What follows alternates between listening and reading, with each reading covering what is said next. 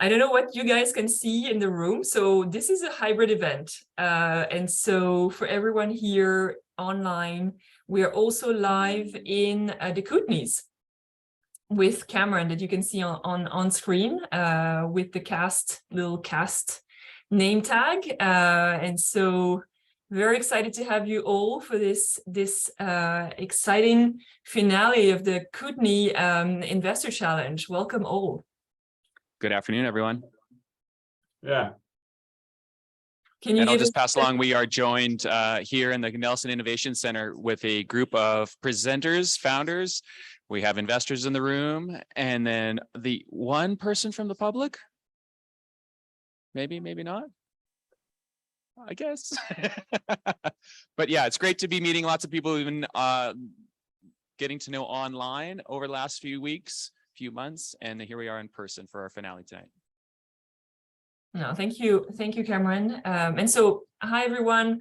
For those who don't know me, my name is Davina McPhail. I'm a program manager at Spring Activator, and so Spring is one of the partners of this exciting project and the Kootenay, the first Kootenay Investor Challenge. And so very excited to see you all. I've been working with this amazing group of partners, with CAST, with our investor group, with our founders, and so excited to welcome you all to the finale with Cameron, who is live with us. And so Cameron, before we start, we'd like to do a land acknowledgement. And so Cameron, being in the Kootenays, will do this land acknowledgement for us. Yes, thank you, Davina.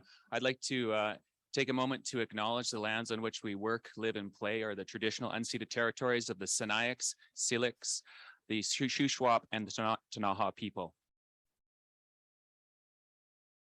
Great. Thank you, Cameron. And so I will share my screen, as we say in the Zoom world. There, can you see it also in the room?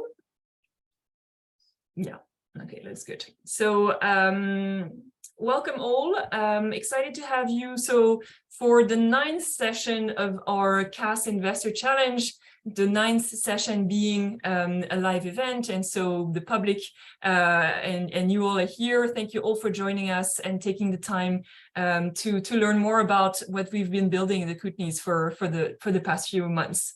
And so just to take you a little bit through our agenda today, we'll have a few welcomes and introduce the partners. Then we'll have a panel to discuss community building, investing in a community with Randy Thompson from Valhalla and Keith Apple, the CEO of Spring. So very excited to hear from them both. And then we will hear 3 amazing companies pitch. They will each have 5 minutes to pitch and then 5 minutes of Q&A. The 3 companies are actually live in Nelson in the Kootenays. And so they will be pitching and standing where Cameron is currently standing. Then we will split the group into 2, actually 3. So the investors of the Investor Challenge will be going into deliberation and choose one of these 3 amazing companies to be the winner of the Investor Challenge. While that is happening, the public in Zoom will have time and to network among themselves. Among online, and then the people in the room in Nelson will have time also to be together for some networking, and then we will come back around 5:30 PST for the winner announcement and have open networking. Great. So a little bit more about Spring. We are an organization that exists to change the world through innovation. And so we are 1% certified for the planet. That means that 1% of our revenues go to a cause that is chosen by the team and a philanthropic cause. And we also B Corp certified, which means that we align the way that we function internally with our values, which are to make an impact on this world. So we do the work that we do is really focused around three main publics.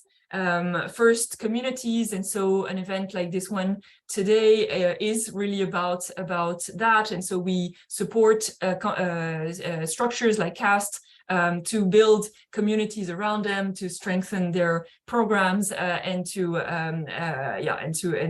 also make an impact around them. We also work with entrepreneurs and investors, and so for both of them on their fundraising journey.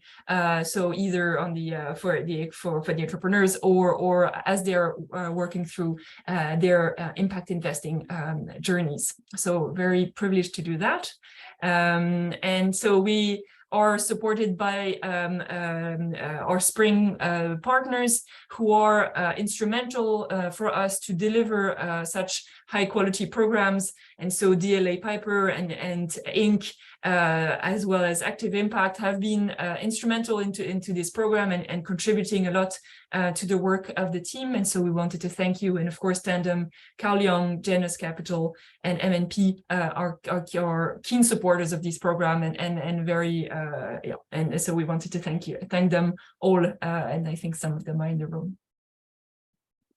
Great. Cameron, I'm handing it over to you for CAST. Thanks, Davina. And I'm going to do this next section on behalf of our fearless leader, Melanie Fontaine, who is here today with us, but unable to present.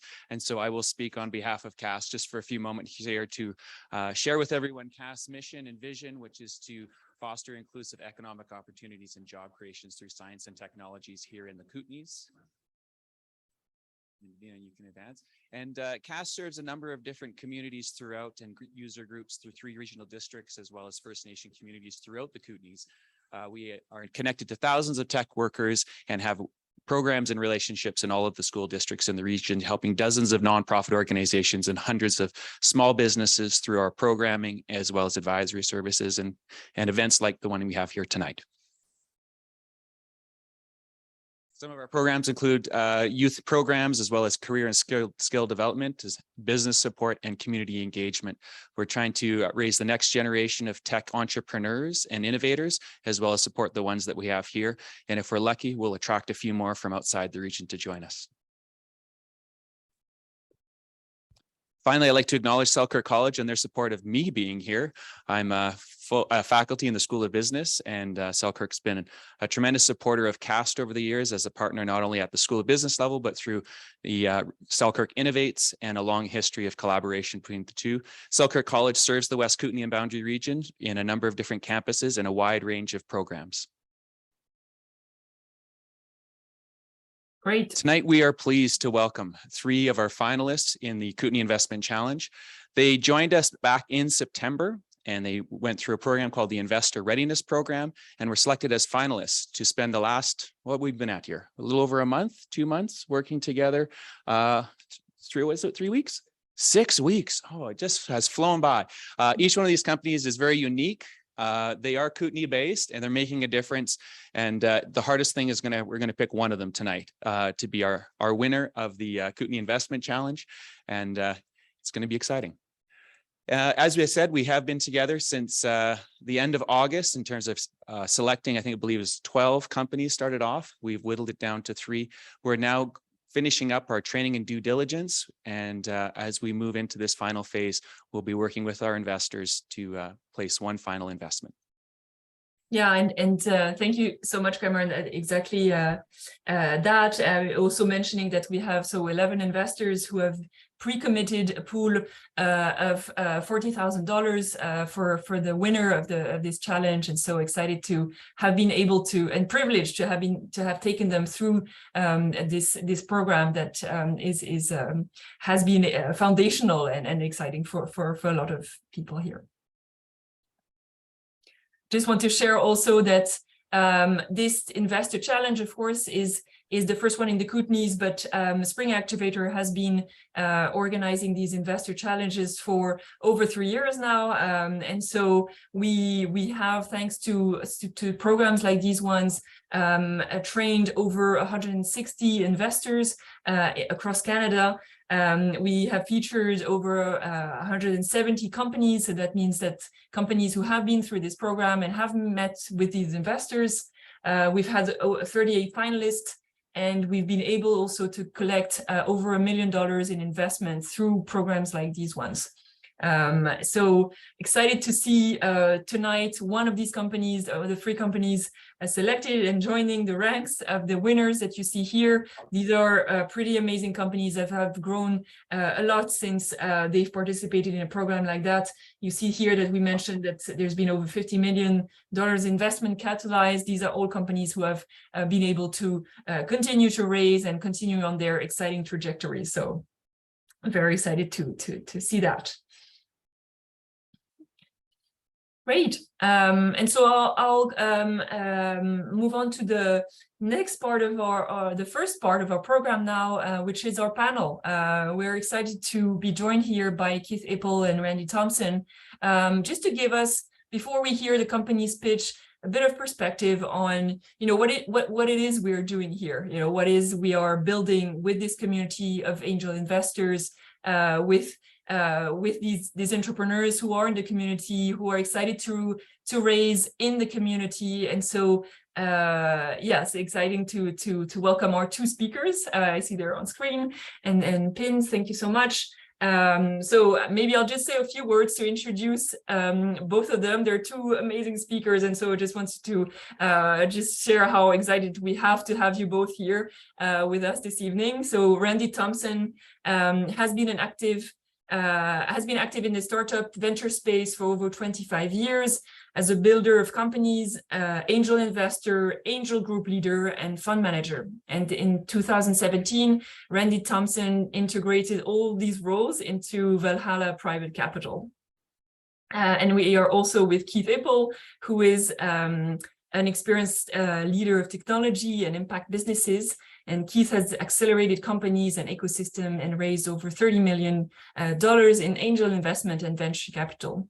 He's a global keynote speaker and teacher and advisor. And Keith leads Spring Activator and focuses on strategic growth and global ecosystem advisory work. So welcome to you both. Awesome. Thanks for having us. So just to start us off, we have here about 20 minutes together. So we'll kind of share a bit of the questions that we've prepared together with the group, and then open it up for questions. And so excited to hear also from the group here. And so if you're keen to ask questions, you can already start preparing them. Questions from the room at the end of the hour. Yeah, great.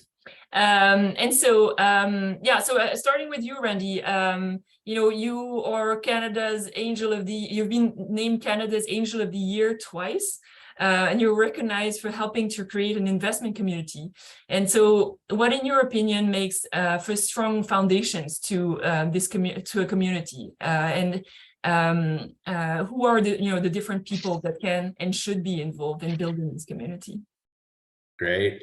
First, I got to give a shout to Cameron Farr. He and I have actually done time together. So we started at Tech Junior Tech NATE in Edmonton, and then Cameron worked with us at building an angel community in Winnipeg. So you guys are lucky to have a resource like Cameron locally. And it's a good bridge to a quick answer, which is that you really do need all the pieces. And it's great to have deal flow. It's great to have investors. It's great to have the educational components that help spur innovation. One of the things people always forget about, though, is actually having what we call an exit culture. So when you build these companies and you have these investors and they all want to participate locally, at some point, everybody's got to get a return out of doing all of this.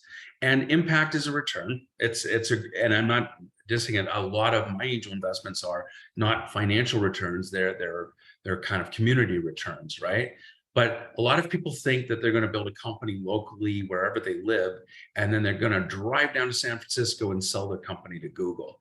And so a lot of times when you're thinking about building a company and just all the different resources you need, a lot of times is like you get in front of the investors, you almost need a realistic, who's buying this? How are you giving dividends? Like thinking about exit culture and how everybody benefits from working collaboratively. I just really quick, I want to say too, as an example in Valhalla, we get about 110 applications a month from companies or entrepreneurs that say, I've got to get in front of investors. And deal flow is really, really, really easy to get. Quality deal flow is really, really, really hard to get. And so distinguishing yourself as just not another startup, really there's that next level of, right now we're all talking about being startups and being in a startup community, but really what's going to differentiate yourself is moving from that startup brain into, I'm actually running a company. I am not a startup founder. I'm a CEO of a company responsible to my community for good jobs, good outcomes, great outcomes for my investors, and great outcomes for our technology. So, you know, I could go on that forever, but it's a 20-minute panel. So, and Cameron's got the right to cut me off whenever time, but each piece is equally important. As an innovator, do not get hung up on the fact that you are the most important piece. That can be the worst thing you do as a founder, is think that somehow what you're building and the innovation is more important than all the pieces, because all those pieces are going to help make you successful. Hey, Randy, can you hear me? Oh, yeah. Hey, Cameron, how are you? Good to see you. Yeah, I was trying to do the math. I think it's 8 years since I've seen you last. A lot's changed, Randy. Yeah, you look younger and I don't. That's not cool. I don't know if it's living in Nelson or what you guys kind of, you know, do recreationally down there, but I will tell you, you're looking well. Oh, thank you. Yeah, likewise, Randy. It's great to see you again. And yes, I've been very proud to tell a lot of people that you and I used to share an office together at NATE. And one of the great things about this community and what we do is people tend to stick around, and we lead really interesting paths in lives, and then we reconnect years later. So it's great to have you and Valhalla back in the fold here with Cast and Spring and all the great things that we're doing right now. Thanks, Cameron.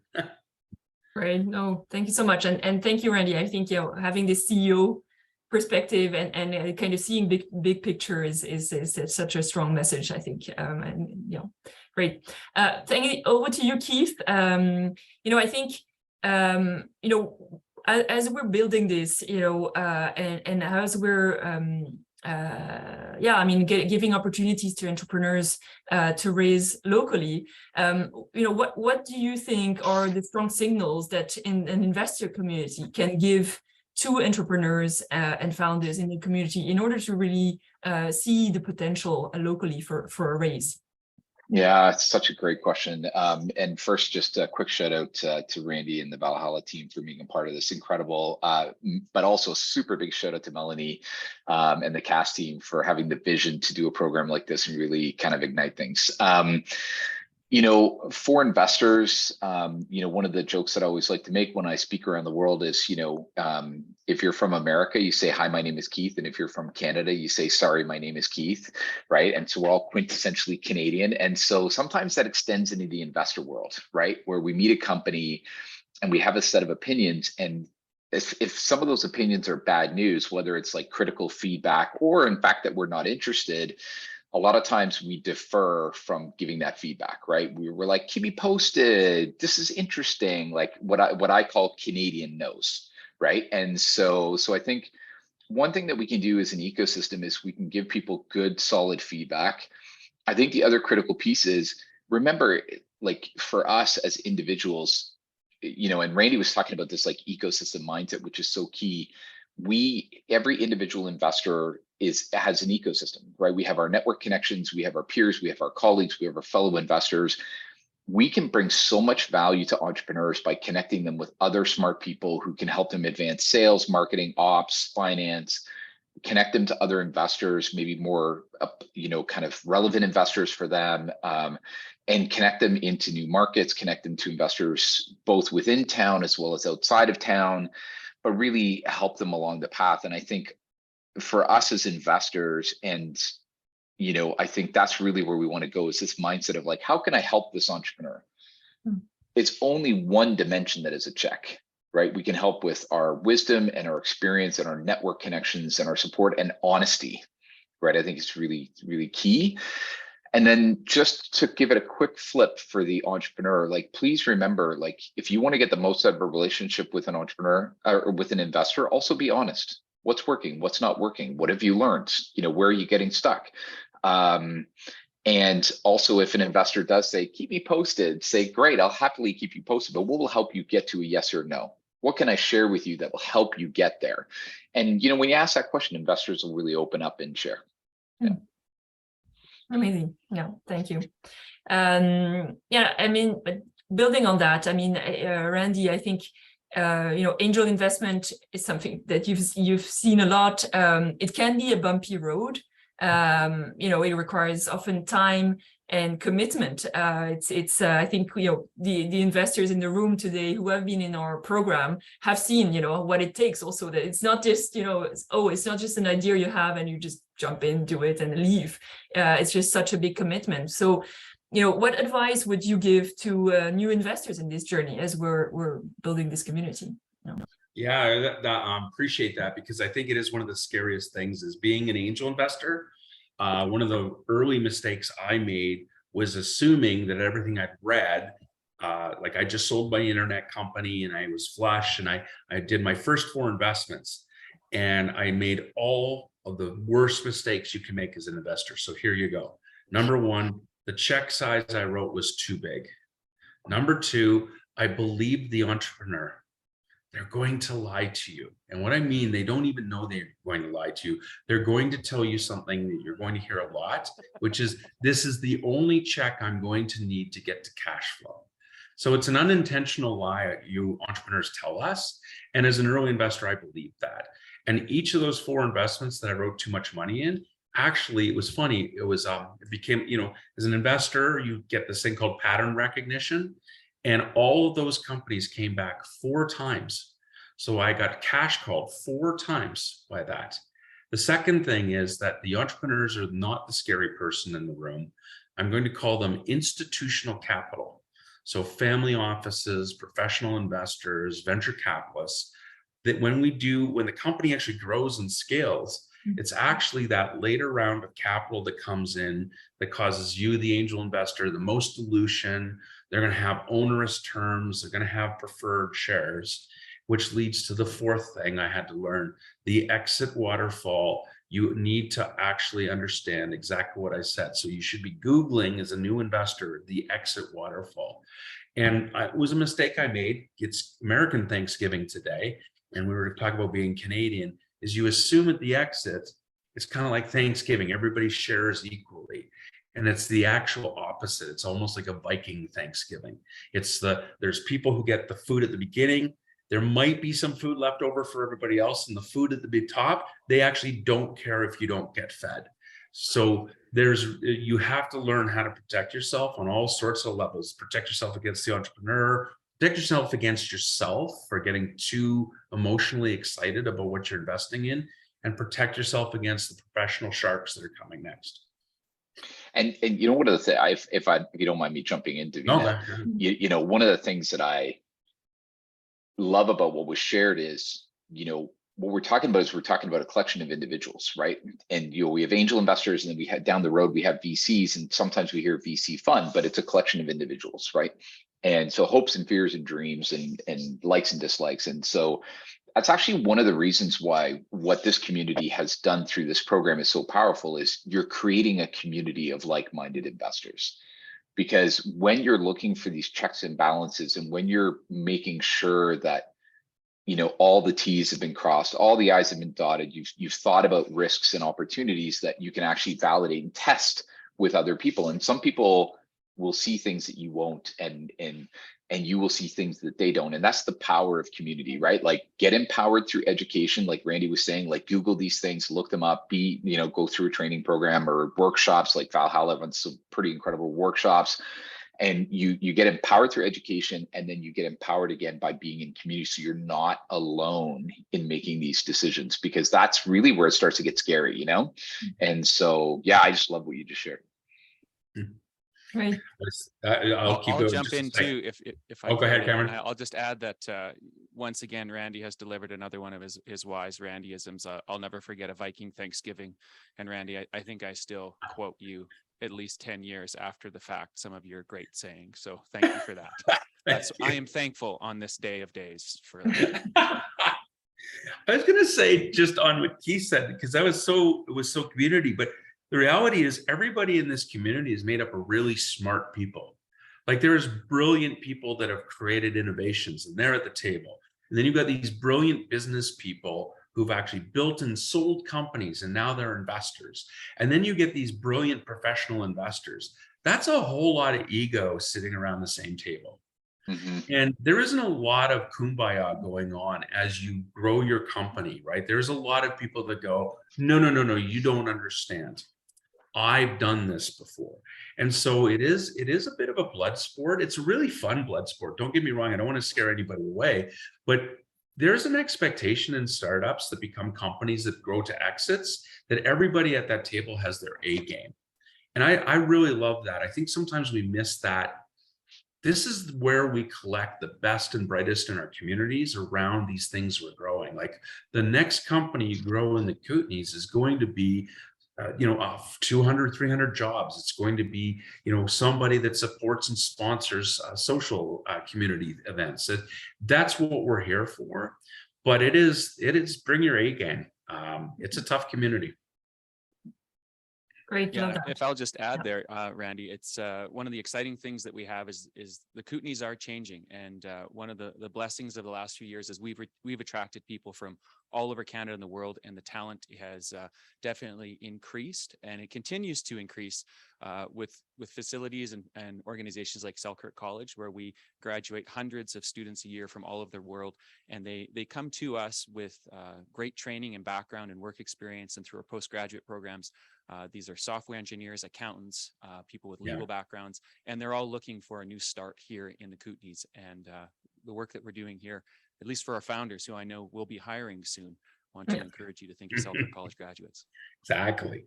Great. So maybe to finish here, a last question for Keith. And as we're talking also about the facilities that are available and resources, a place like CAST,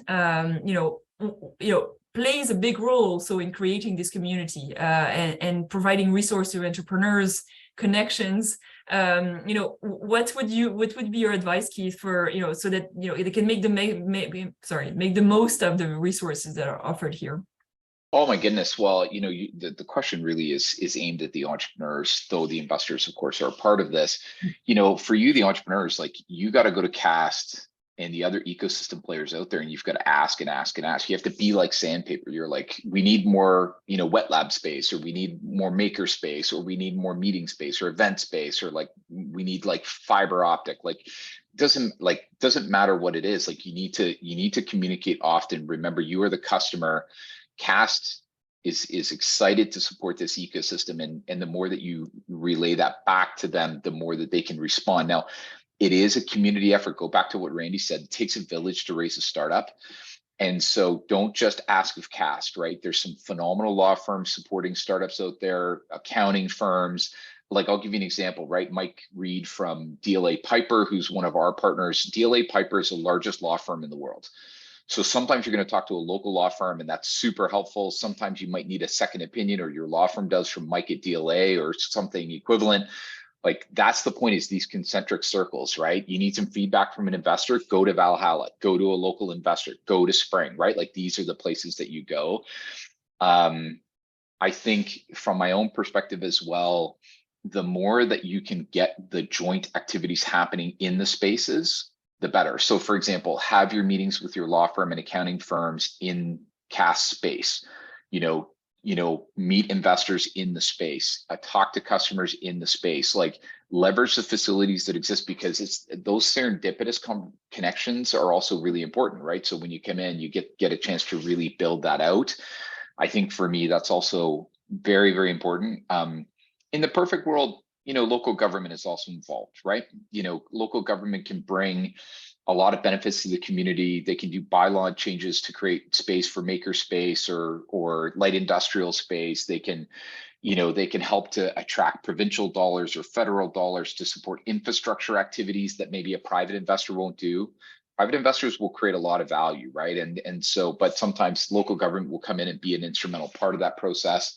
CAS has a phenomenal relationship with, the province of BC through Innovate BC. And so it's a really good example of where they step into play as well. So just a few things that I would suggest in and around space that I think really helps to build up the ecosystem. Get active, start asking for help. Don't forget law firms, accounting firms, other service providers, some of the other infrastructure that exists in town. Get the government involved. Those would be some of the things that I would recommend. Yeah. All right.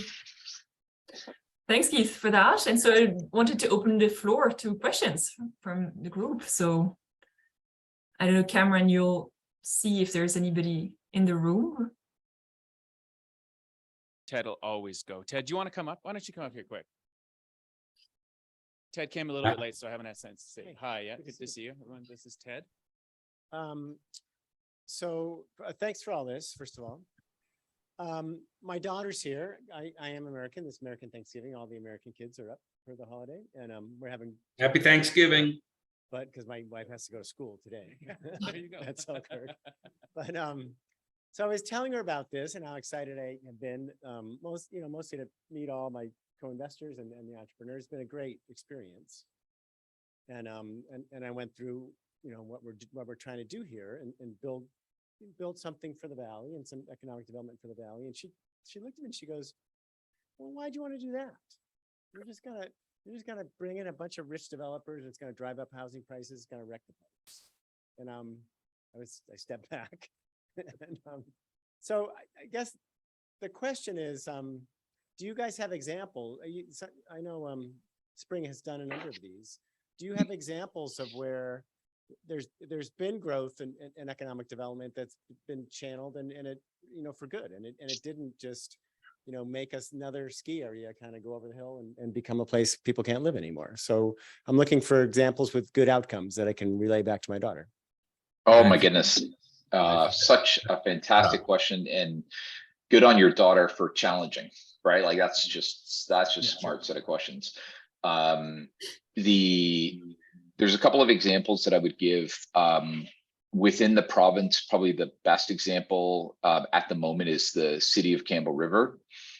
City of Campbell River, about 35,000 people.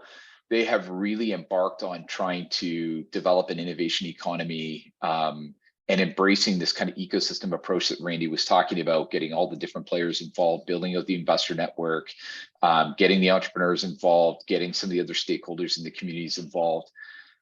One of the lessons learned from that particular experience, and we've seen this echoed in places like the Yukon, in Manitoba, and a few other places, is that when you start to build successful innovation companies, to your point, you're attracting talent, you're having a higher overall sort of set of skills in town. So things like higher salaries, and therefore start to look at pressure on things like housing and infrastructure and those things. One of the things that I love about embracing an innovation economy is it does not allow that to sneak up on the municipality or the region. Because when you're intentionally building an innovation economy, you start talking up front about what will this do to housing? What will this do to infrastructure? What do we need to start to plan ahead? So Campbell River, for example, was the first city on the island to get high-speed fiber optic cable outside of Victoria. City of Campbell River, mid-islands, but that was them being proactive, and they were actually able to do it in partnership, with a technology provider that allowed them to do it in a very cost-effective way as a municipality, but immediately turned on infrastructure and again moved the dial. And then they've also been addressing things like housing density, housing prices, other infrastructure like schools, etc. So the important part is the community will evolve and change, but the benefit is you see it coming and you sense the velocity, which forces people to talk about it up front and get proactive. That's the difference, because if you don't talk about it up front, it'll sneak up on you, and all of a sudden everybody's like, wait a minute, it's not affordable, right? So I think that's the key.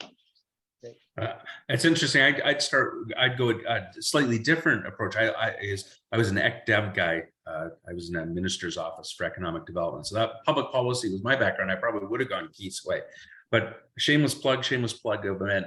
So we've been Valhalla's base camp and investor training and entrepreneur training in 30 countries. Yep. And what we do is we put the investors in one room and the entrepreneurs in another. We've been in some really fascinating countries: Myanmar, Colombia, Ecuador. I could pick 30 countries. It's one of the best things I feel I've ever done in my life. And the purpose of those was, I like building. But a lot of those communities were actually more concerned about sustaining, which is, so the jobs we used to have 20 years ago are no longer relevant. So what are the jobs we have now? And again, this is, I think, the big myth or the big fallacy is that we like to talk about 97% of the world. I've been there, we can prove it. 97% of the world is not Boston, New York, or Silicon Valley. But somehow we end up reading all this tech shit from those people, as if that's the way we go, is we're building companies so Google can buy it, and we're going to build the next Travis or the next Reed. Or see, these guys, it's, with all due respect, Americans, they love their heroes, right? And we hold out these heroes of sold companies for hundreds of millions of dollars. Well, the 97% of us, the reality is these companies we're building today are probably going to grow to somewhere between $8 and $15 million. And they're going to be very local. They're going to be hyper local. And in fact, when we look at the 3 finalists, right, they are solving a need in your community, which nobody in San Francisco is probably going to care about, or somebody else is already doing.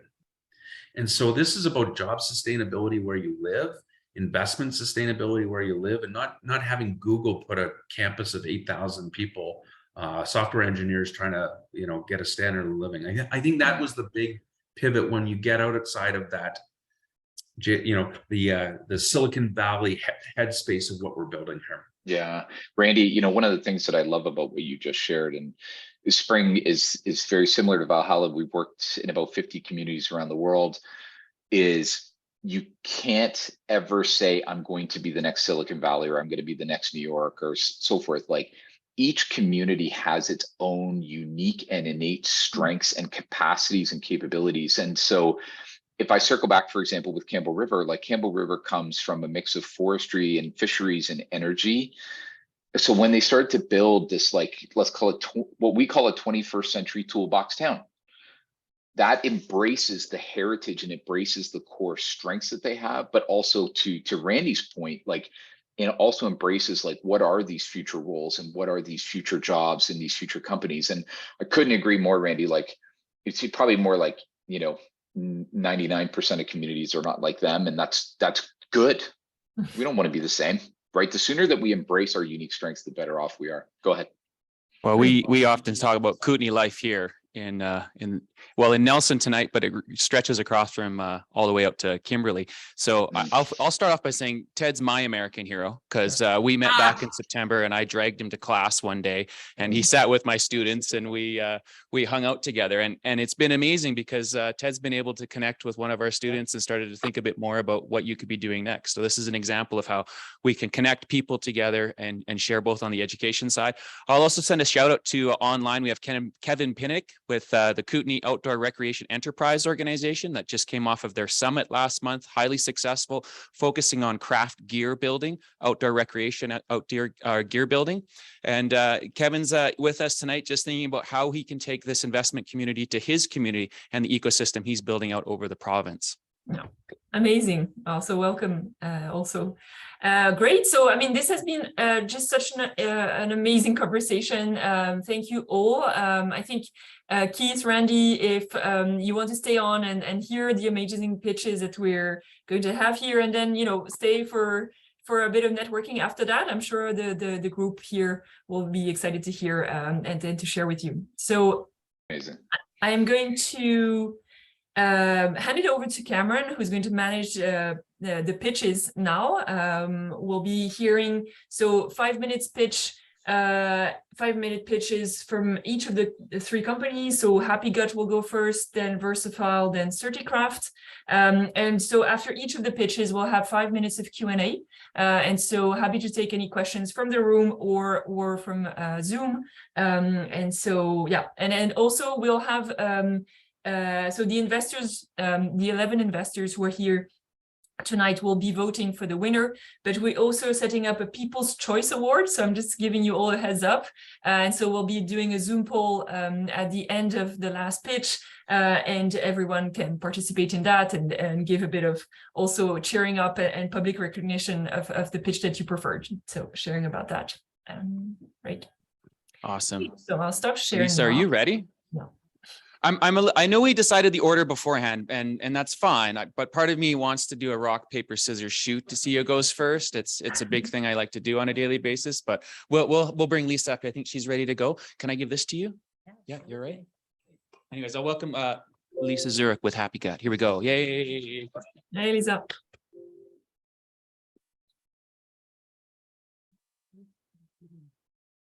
Read it at the beginning.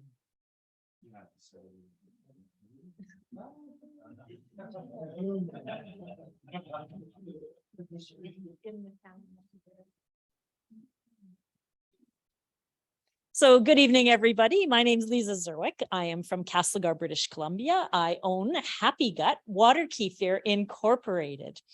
Happy Gut is a soda company. So you're probably wondering, what is water kefir? So I'm sure you've heard of milk kefir before, but water kefir is a fermented soda that has been under the radar for many years in the fermentation industry. And water kefir is made with these grains. So it's not grain that is wheat per se, it is good yeast and good bacteria. These little tiny bits are called water kefir grains. And so these little grains eat up sugar and produce 30 billion live strains of probiotics, which helps build your immunity. In 2019, I had the pleasure of being on Dragon's Den. And the best thing that came out of being on that show was that every single dragon loved my drink. So if you've ever watched the show before, if one dragon says they don't like the drink, your company is done. And so I was very, very fortunate to be able to have them all try it and enjoy it thoroughly. So my story starts that I grew up in a homesteading family, had always wanted to make kombucha, but it was an underground world and you had to find somebody who had this SCOBY, and it was really difficult to find. So I was at my sister-in-law's one day and I saw something on top of her fridge and I said, "What is that?" And she says, "Oh, it's water kefir." I says, "Well, what is this stuff?" And she says, "Oh, wow, you've never heard of it before?" She says, "All the nurses drink it. We make it and we work night shift. We need energy, vitality." And so I'm like, oh my goodness. And at the time I worked at the school, in a high school, and I was just like, wow, like all the teachers need to drink this stuff. So anyway, I took these grains home and I couldn't find any definitive information on how to make this stuff online. There was lots of people doing it in their homes, but there was nobody who was like stepping into it and saying, this is exactly how you do it. I finally perfected it. And I noticed myself, my lifelong struggle with acne had gone away. My bloating had gone down. And that year I didn't get sick a single time. So I knew there was something to it. And so I was watching the news one night and the American Health Association came on and said that probiotics were now proven to be the real thing. So there was a gut connection, brain connection, and probiotics were the real thing. That was the night Happy Gut was born. So over 20 million Canadians suffer with poor gut health. And I think everybody actually does. I don't think it's only that number. I think that everybody has their moments where just like, it is so uncomfortable and consuming. Over $5 billion is spent annually, people trying to help themselves so their gut feels better. So the probiotic market is growing significantly. And ever since the pandemic, it's really, really boosted it. And so it turns out that women are affected more than men, 2 to 6 times more. So our solution is we've put in a canning facility in Castlegar where we're canning our Happy Gut drinks. We offer all the components and the water kefir cultures to make the soda and the coconut yogurt yourself at home. People see improvements after 2 weeks of daily consumption. And so, as I mentioned before, the functional canned beverage group is growing in a very fast pace, and also the probiotic supplement part of the world is growing as well. So the Happy Gut Edge. We have a grain facility where we produce the water kefir grains. We have a plan to go globally, because in North America, people know about probiotics or about fermentation, but in Europe, that is like their life. So there's a really great opportunity for us to expand. We have expert support where I have the University of Edmonton, the best microbiologists in the world, working in helping me to get our growth happening. And we also, as I mentioned, have a canning facility that we put in 2022 in Castlegar with the top equipment to can our drinks. So we sell wholesale to stores. We have a store on Amazon Canada and Amazon US where we sell our kits and our grains. And we also have our Happy Gut Pro website, which I'd love you all to go visit. Our marketing activities we're everywhere. You type in Happy Gut Pro and you're going to find my company up there. So there's Pinterest, my favorite part is the bi-weekly newsletter, Instagram, Facebook. We're all over the place. You can't miss it. So in our operations, there's me, the head owner and the brewer. We've got a logistics manager, bookkeeper person. I hire people with disabilities. So I try to have people working in the brewery. That's been a part of our giving back for our community. And then we have also a grain grower. We have a microbiologist, just a local one who helps us out if we have any issues. And then I have a couple of business advisors. As I mentioned, I'm a Dragon's Den alumni. I've been part of the Columbia Basin Trust Impact Development Fund, where my loan has come from, and I work very closely with our community futures. So tonight, I am asking for $40,000 to help me accelerate the grain growth and the yield for our water kefir grains. And that is one of the biggest things that's going to help our company grow. I'm looking for a convertible debenture and ultimately a strategic partnership to help me scale this company globally. I thank you all for listening tonight, and I look forward to your questions. Awesome. Thank you so much, Lisa. As we've gone through the Kootenay Investment Challenge, each Thursday is kind of my mini Friday, and I like to celebrate with a can of Happy Gut here. So I'm going to crack one of those as we open it up to the room for a question for Lisa here. Or we can go online as well. Can you share some of your revenue and your traction and distribution? This sounds like it's Grant from Valhalla going by the voice, and she's asking about revenue and distribution. Okay, you got that? Yeah. So hi, Grant. Thank you.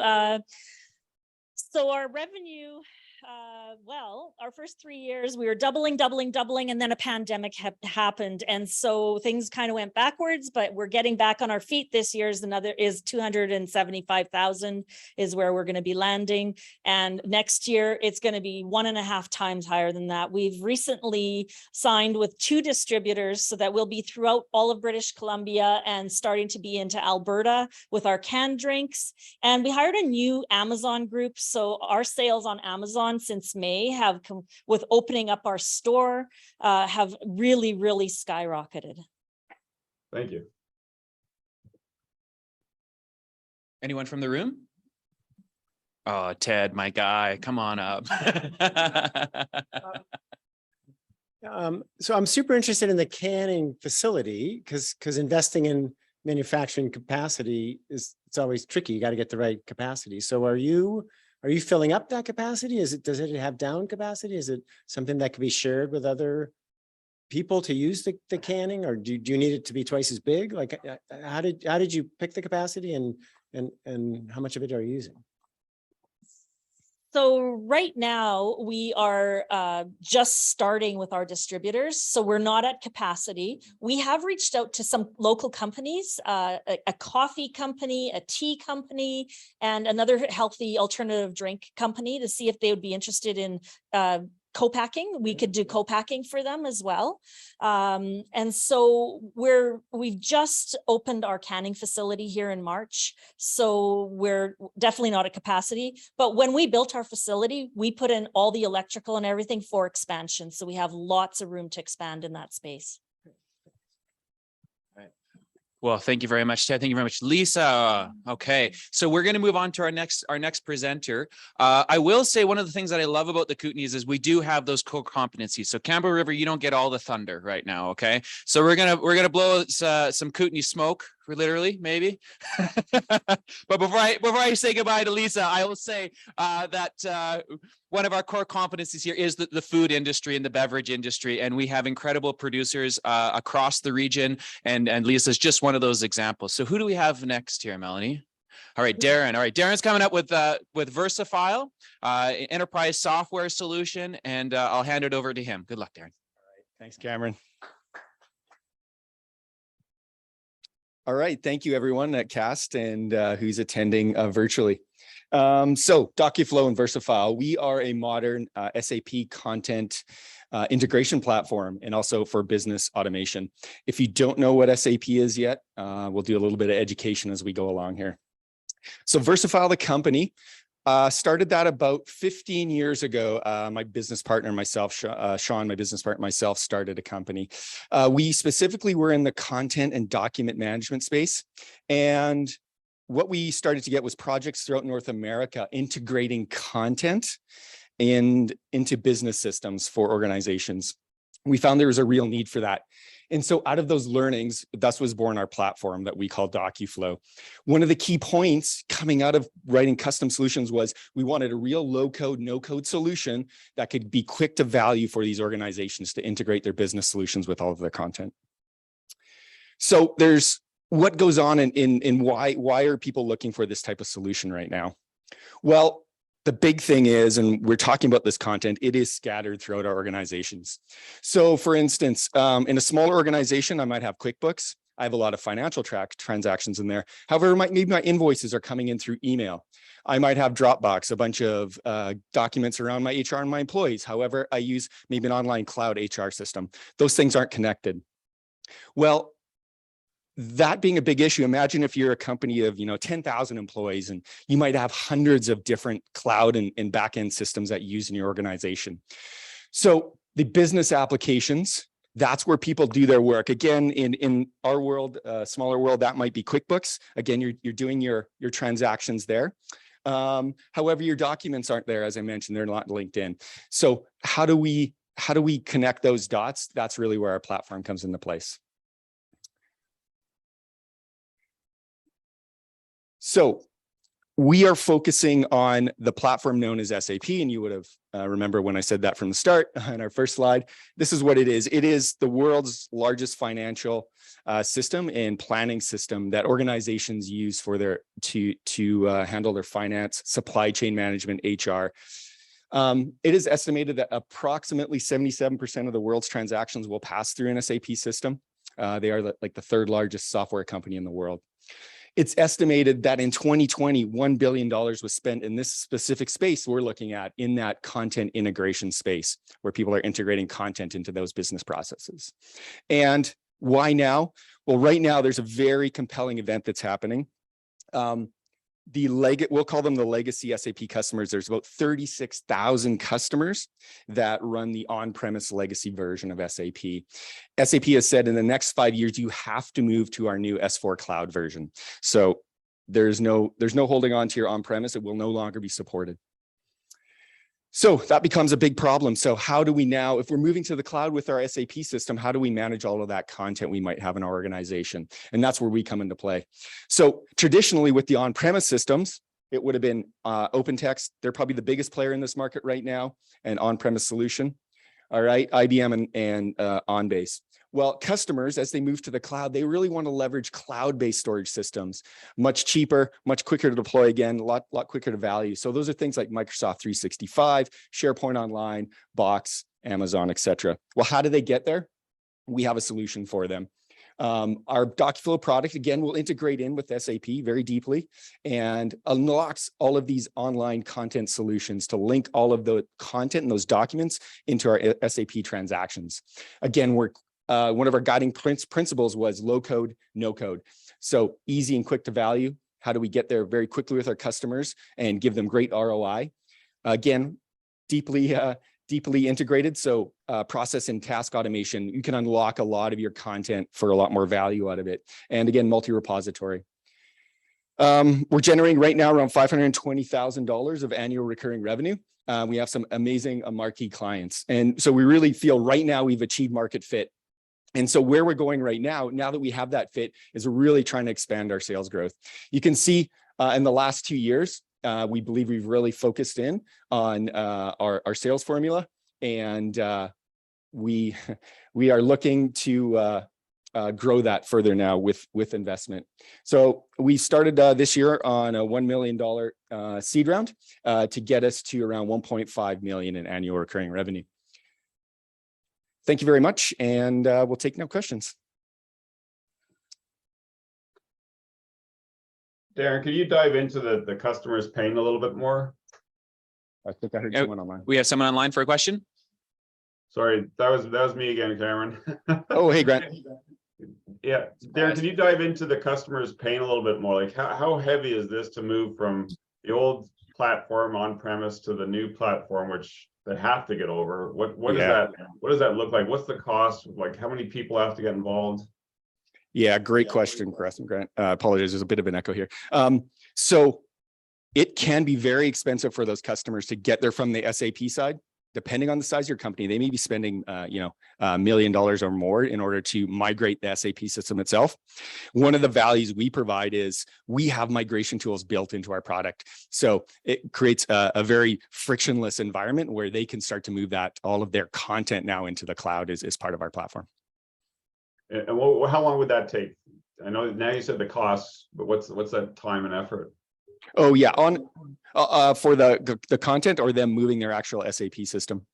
Well, the SAP system they have to do, so now it's the content where you come in. So I'm just trying to get the before and after without you guys involved. What is it and after with you involved? Yeah. So again, we try to be as quick to implement as possible. So a project might range anywhere from 3 to 6 months to implement our software and start to do their content migrations.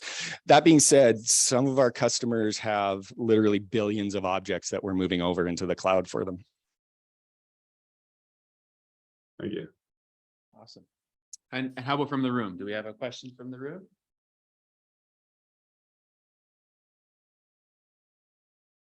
Tom, it's your turn. Ted's giving you the top. No, not yet. Okay. All right. Thank you very much. There's a question in the room. Thanks very much, Darren. There's a question from Randy. So, Darren, if there's something I learned from your presentation, it's if you're trying to move files with styles, Darren's the man with the plan. So hopefully things work out, not only tonight, but maybe another time. Hey, Randy, I can see you there. How are you thinking so far of these pitches? Really good. I was actually going to say, quick question is, going into this, we see tons of this software. So I thought what was really cool is you got $600,000 in sales. And I was going to ask, how the heck do you get $600,000 of sales in software from the Kootenays? How do you get $600,000 in sales from the Kootenays? Well, let me tell you. Yeah, great question, Randy. So we sell worldwide, and that's, I think, one of the great things about the traction we can get. So as you saw, some of those customers up there, it's a Disney company, it's General Dynamics, Aerospace. So we fit into a lot of verticals. We have clients in Europe, Almatis, and so yeah, our sales pipeline. Come on, go a different direction. Disney can pick anybody, and they picked you. How come? Yeah. cost and how quick we got to market. We actually competed with the biggest vendor in the world, OpenText, for their business, and they chose us due to our cost and how quick we were to implement the solution for them. So yeah, that was a huge win for us, and that's happened several times. Again, we've competed against them and won. I can't emphasize enough, by the way, great question, Randy, but can't emphasize enough, ease of implementation for enterprise software is so important as a competitive advantage, right? And that's what you were describing, because they just want the problem to go away, right? Save time, save money, and you've come in and you showed Disney that you can be way faster, way easier, way more efficient. So I just wanted to highlight that. Well done. Yeah, absolutely. And it was successful enough, you know, we started in retail. So all of the supply chain management that moves all of their retail goods into Target and Walmart and all of that was part of the business process we implemented. It was successful and done fast enough that Disney Plus then said, hey, you know what, that's amazing. Can you help us with all our subscriptions and write-off process? So we've completed that, and now there's another business unit moving in. So that's how, you know, a good example of, you know, how quickly it goes in, and they see the value quick enough, they're expanding. All right, thank you. Yeah, that's great. Thank you very much. We'll put our hands together for Darren. All right. All right. Now, our final presenter this afternoon, Sammy with CertaCraft. You ready, Sammy? I hope so. Oh yeah, man. Okay. Give it, bud. I'm gonna keep a stopwatch We'll here. get one for you. We got it. We got it. Yeah. It'll help. I would rather you guys do it as well, but I've been practicing with this. So I'll put it down on the floor here. And I'll just say, if you want to, Cameron. No. It's okay. I'll just say, Cast. I used to run an office here, and for the first month here, I had no idea that the bathroom had a lock, and I would hold the bathroom while I was using it. So I'm so glad you guys put a sign up saying, "Lock down that way." So needed. The time is running, Sammy. Oh, looks very. No, just kidding. Weird, because I just hit the PDF. Okay, whatever. Hopefully that's the only slide that looks different. The last word was not previously covered by a line. Cool, guys. I'm gonna hit the play button here so I see that. My name is Sammy. I'm the CEO of CertaCraft, and we solve a pretty huge problem. And that problem is that when somebody is licensed to produce cannabis, staying compliant. Whoa, it does look weird. I'm just going to ignore the fact that everything's shifted around. Staying compliant is such a huge headache. There's what is...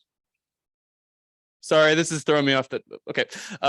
There's several binders full of documents you have to generate every single month and hold on to them for years. There's literal thousands of data points that you have to track and report onto multiple government agencies. You're being audited a minimum of 8 times a year, which is absolutely ludicrous. And if you make enough mistakes, you run the risk of losing your license, which is a pretty huge deal and causes people a lot of stress. And the solution for all this is pretty simple. Just make it easy. And that's exactly what we do at CertaCraft. We do it through a business-to-business SaaS platform that, typical monthly fee subscription kind of deal. And we have grown to over $400,000 in annual recurring revenue, and an additional almost $500,000 in booked annual recurring revenue. And that's from about 120 customers across Canada today. Now, when we started our business, the market, the legal cannabis market, the Cannabis Act market was dominated by enterprise, and people. Is that good? Okay. Thank you. I was told to move a little bit. And people at the time in the industry believed that it would continue to be dominated by the enterprise space. And the systems that created to support those enterprises in that looked like that. Big ERPs, kind of like what Darren was just talking about, that were adapted for the needs of the cannabis sector. But compliance was an afterthought. It was still a whole bunch of work to do that. And these systems just don't work for small farmers like here in the Kootenays. They're unaffordable. And even if they could afford them, they don't make sense to them. And we at CertaCraft believed differently from what was said at the time. We thought that craft cannabis would actually dominate the sector eventually. And so we built this. And this is the only solution in Canada that makes things easy for people, that's easy to understand. And it's the only solution that actually prioritizes compliance and fully digitizes and automates compliance needs. And so now 4 years into legalization, this is what the market looks like. And the why is good. I don't understand. Can you tack on 30 extra seconds for me? Because this keeps. Oh man. I bet the Y is underneath the little like thing at the bottom. Hey, I actually don't use cannabis recreationally. I do use it medically. Anyway, back on track here. So yeah, enterprise is the only market segment that's actively shrinking. If you have heard about horror stories of cannabis investors getting screwed over by cannabis company, it all happened in that sector. It's the only sector continuing to shrink. We at Certicraft have focused on the small scale. We have grown to over 20% of the license holders in the small scale in Canada using our system today, all through word of mouth. And in the past couple of years, we've worked with IRAP, who've given us a $300,000 contribution to build out the features needed to enter the mid-size market, which is where the bulk of the money is in cannabis. And the thing about the mid-size market is that most of those people really hate their solutions because they're using those big ERPs where compliance is an afterthought.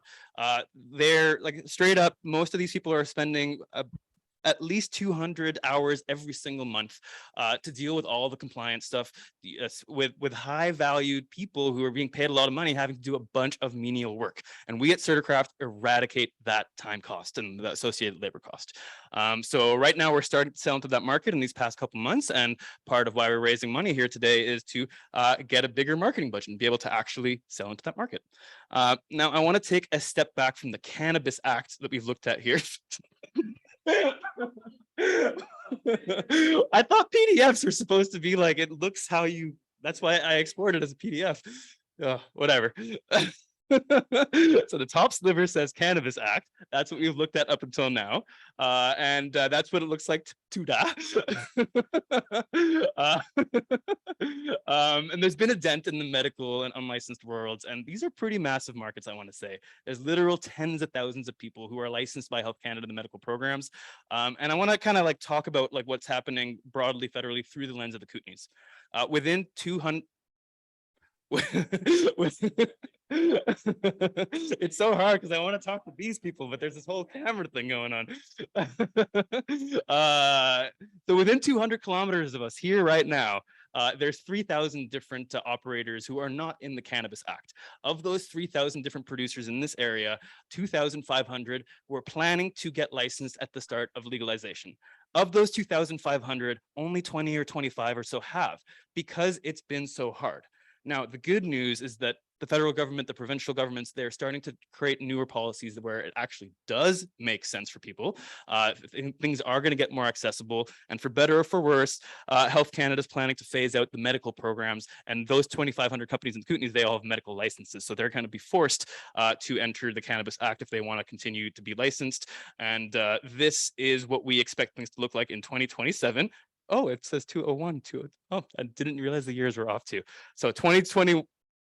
Whatever, I'm just gonna ignore that. And Certicraft's the only business that is set up in Canada to support that that huge increase that's expected to happen in the next 5 years. Now I'm pretty sure I'm way over time, so I won't say too much about who we are. We're a founding team of 3, and we have a staff of 7 in addition to us founders. Really great dynamic going on. If you want to know more about us, ask us later. We're raising $750,000 right now. Of that, we've already have 150K in the bank. The next 250 is going to be raised at that 5.5 pre-money valuation. And our intention here is to really be able to enter the mid-sized market. We don't have any marketing expertise on our team. We want to change that. We actually just found somebody that we want to hire to address that need. And yeah, we want to make a big push into this market that needs what we've built and has the money and wants to pay for it. Thank you guys very much. If you have any questions, please ask. Thank you, Sam. Sorry about. I think we know who the People's Choice Award is going to be. And shout out to Google Docs, right? that's such a big part of being an entrepreneur and a founder is like, you just have to be able to dance when things go sideways. So like, good on you. Good on you. Okay. All right. So maybe we take a question from online question. Can I ask one? I know I keep on doing it, but Oh yeah, but then I'm going to ask you a question after that, Grant. Mike, before you get to ask a question, how much did you have to pay to put Valhalla Angels on the side of that building? How much did Randy? What was the check that's our for that, sponsor? eh? Yeah. Yeah. Okay, go ahead, Grant. Sammy, what is the go-to-market for Canada with the new expansion here, the growth of the market, and for the US? I assume you're focusing some effort on the US. I'll answer the second one first. Not really focused on the US, focused more on the EU. We'll be exploring the possibilities there because things are moving there a lot more rapidly. Germany just announced that they're taking recreational cannabis pretty seriously. 2024 is when they're aiming to roll that out. And the EU, a lot of the medical programs there are modeled after Canada's program. So there's already like a good alignment there. So that's where we're focused on. The US is, just to put it bluntly, a big clusterfuck where it's illegal federally. And once they legalize cannabis federally, then the USDA, they have GMP standards that people have to adhere to. And none of the software companies in the US are built to that standards. There's only 3 companies globally that are, and we are one of them. So that's kind of when it makes a lot more sense to enter the US market. The first question was about go-to-market with mid-size here in Canada. Is that like correct? what's that growth trajectory for you? Number of customers. Good question. I'm just going to go. Can you bring the slides back up? Because I have a slide for exactly that. And I'll. Thanks, Aaron. It's not moving forward. There we go. There we go. So this one actually is mostly accurate. So in year 5 there, we're using conservative numbers, and we always use conservative numbers with Certicraft. We assume that we'll sell less than we think is realistic, and that we will assume that our costs are higher than what we think is realistic. And in 2027 there, it's the blue side is the Canadian compliance piece, and that's just Canada. This does not include any other jurisdictions. And that's looking at about 360 small scale producers and 200 mid-sized producers, and that's all. The market today is already bigger than that, so we think those are very attainable numbers over the next 5 years, considering that it's increasing by 200-300 licenses a year. Okay, so is that maintaining your market share of 20%, or are you also accelerating that? Oh no, that's being accelerated, because our market share of 20, that would be like hitting 35-40% on the small scale, and achieving 20-25% on the mid-size, where currently we have like 2% market share. Okay, thank you. But like I said, we think that's conservative. We think we can go a lot more than that, but we prefer to be conservative in all of our projections. Thank you. And one last quick, short question that does not involve a slide. I got slides for everything. You got slides for everything, man. Okay, online in the room. Ted. So, so with the big software Come on up, Ted. vendors, you said compliance was an afterthought. So what happens when they realize, oh, we should put some more into that, and then they tack on a compliance piece that's more functional? How would you respond to that? Well, that's pretty much impossible. The way their systems are designed, like to have a functional compliance piece that actually makes sense, they'd have to rewrite everything from scratch. Their systems are all inventory and accounting focused. And when you're focused on inventory management and accounting as the primary thing, you have a very different set of priorities than what Health Canada and the CRA care about from compliance. So we've taken a very unique and opposite approach from anybody else, where the leading principle is what's going to make compliance easy at every step of the way. The inventory management and accounting that we do is there to support the compliance, and that has been resonating really well for us. We're closing over 63% of the deals that come in our funnel, and I think that's been good. And can I say one more thing that's unrelated that I totally planned to say, but that whole situation threw me off. Thank you. So we were actually asked to move to the Kootenays in 2019 by Community Futures. They had done a lot of analysis on every single system that was out there, and they told us that we had the only system they believed would actually allow those 2,500 different companies in the area to transition. And most of the producers in the Kootenays that are licensed today use our system, and they represent tens of thousands of jobs. This is a huge sector. It's been historically as much as 50% of the local economy, and that's a big part of our mission here, is to ensure that the sector can transition into this licensed world, and we're very intentional with that. Fantastic, Sammy. Okay, we're on Kootenay time at this point, right? So we're about 15 minutes behind schedule. So what we'll do now, very quickly, Davina, is there anything that you would like to add before we send our people into deliberation and bring back both Randy and Keith for a little Q&A, chinwag per se? Yeah, so I think no, that's it. We're going to launch the People's Choice Award, and so everybody in the room is invited to vote for their favorite pitch.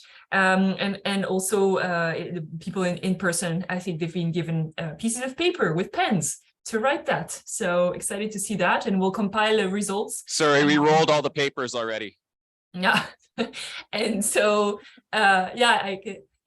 and so we'll calculate and we'll share the results after deliberation. So now we'll be going into deliberation for about 30 minutes with the investor group in a separate breakout room and in a physical room in the Kootenay. So we'll see you in 30 minutes.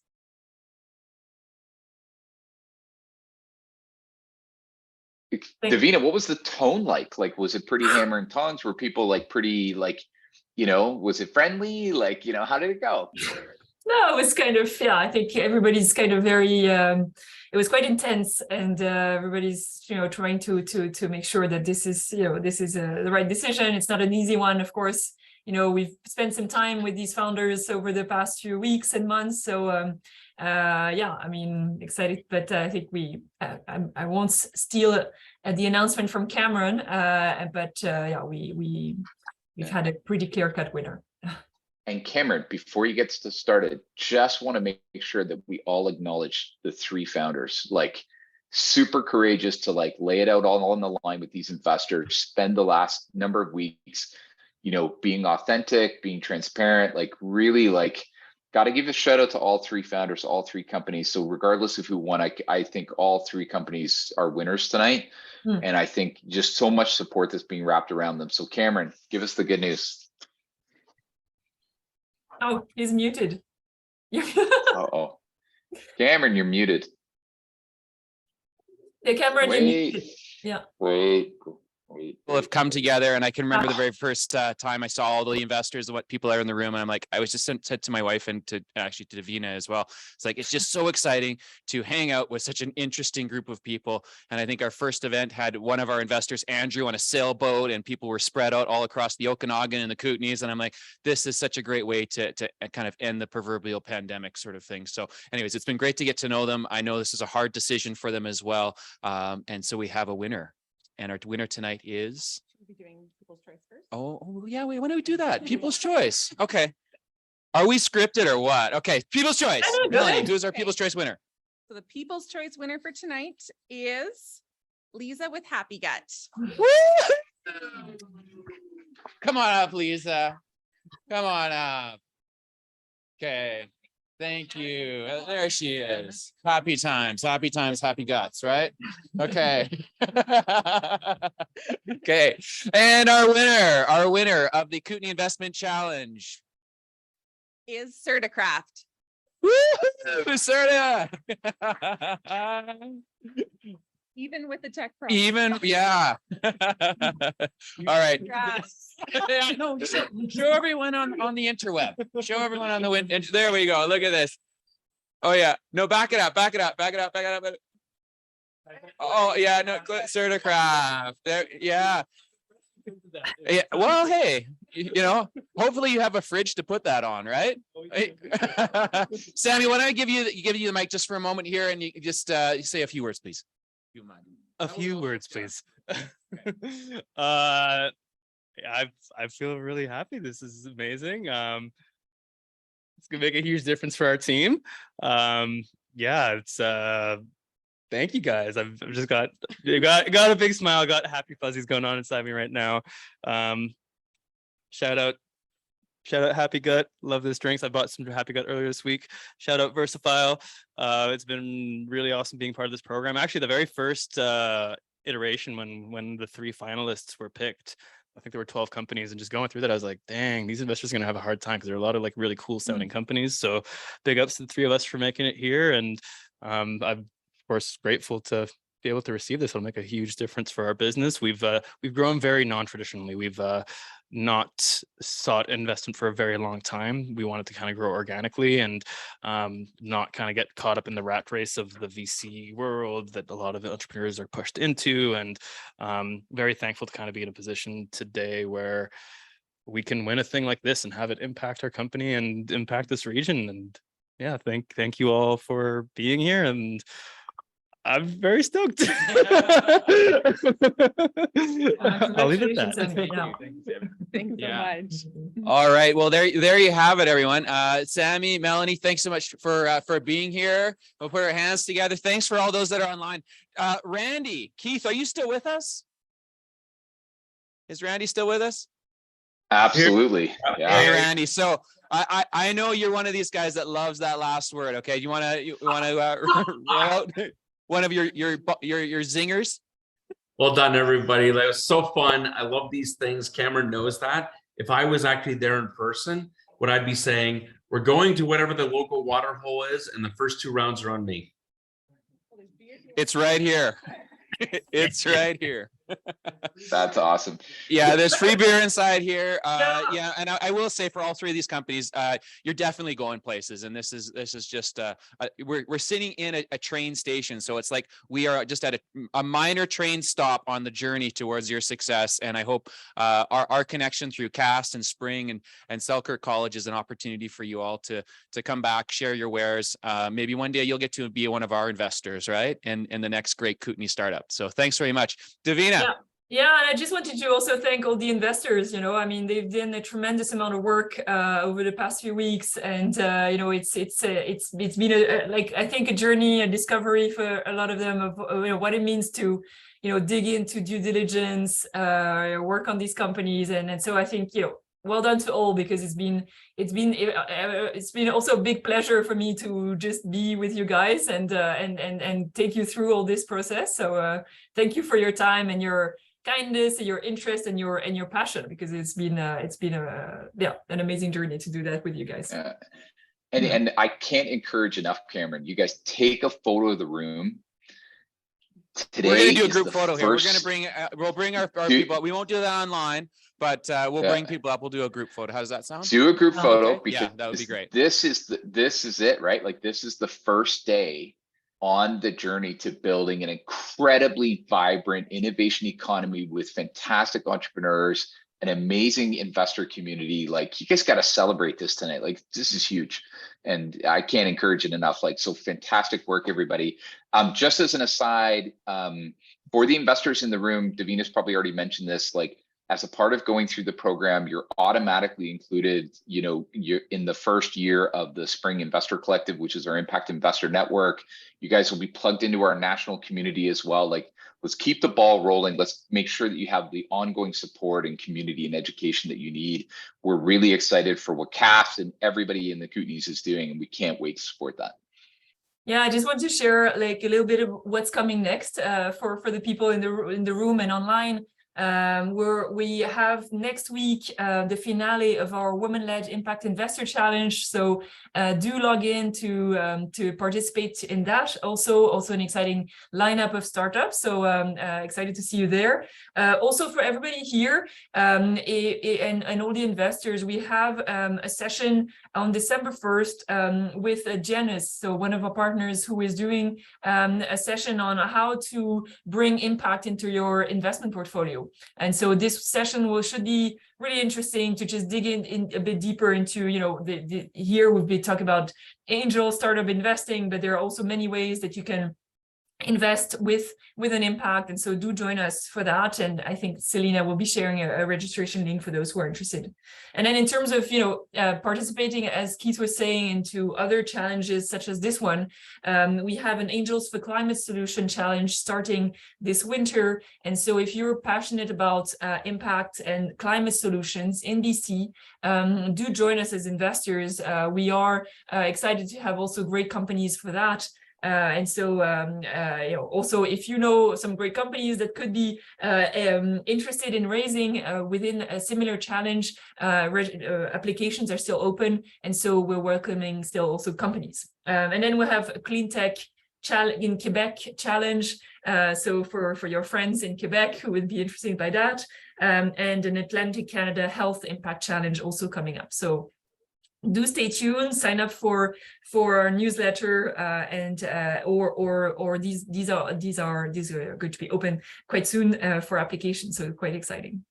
Yeah, and also sharing about our investing collective. So we have been launching this collective this month. So this is a really exciting new thing for all of us. We are gathering our investor community, everyone who's been going through these investor challenges, who've been kind of given a taste of what angel investing is about. We give you a chance to continue that journey with us.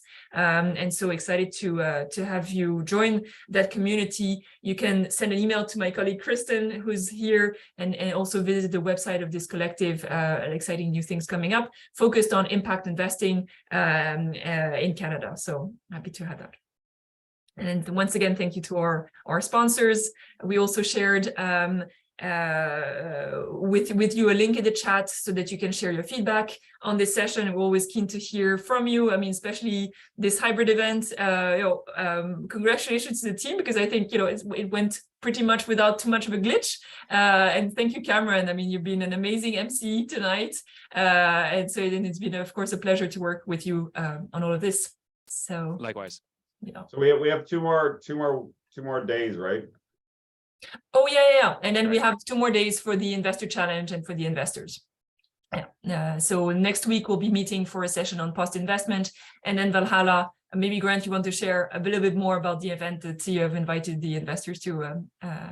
Yeah, certainly. Thank you, and Randy, you can jump in as well. So the last day of the CAST program here is actually inviting everybody to attend virtually our monthly forum. So this will be, we run this 5 times a month at each of our different chapters. So through Edmonton, Calgary, Saskatoon, or Regina, Kelowna, and Vancouver. So you're all invited to the Kelowna one. We have 2 presentations which will be live. So I think, Scott, you're the only one that's local, but if anybody else wants to come into Kelowna, you're more than welcome. Otherwise, it'll be a Zoom call, and we'll have probably 2 virtual presentations as well. So you'll get to see a slightly different format, different way of presenting. They've got 10-minute pitch and then a 10-minute Q&A. And then we ask all the founders to leave the room to have a discussion among the angel investors with an objective of, learning more. What did you like? What do you think you can be constructive?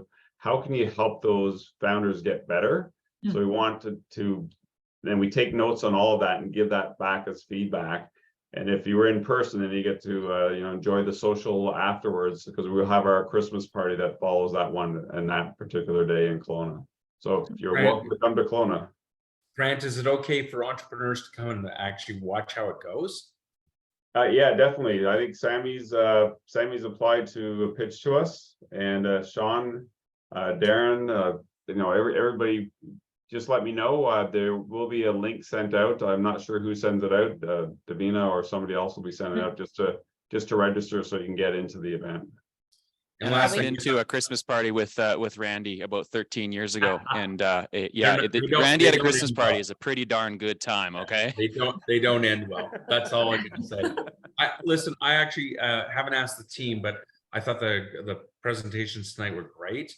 And I think all 3 of them would do really well. So I'm going to offer after the fact. So Grant, brace yourself. I'd love to give the spots to Valhalla if you'd actually like to pitch our angels at some point in the near future. So please reach out to us, the 3 of you that presented. I think all 3 of you would not embarrass yourselves in front of our group, and we'd love to have you.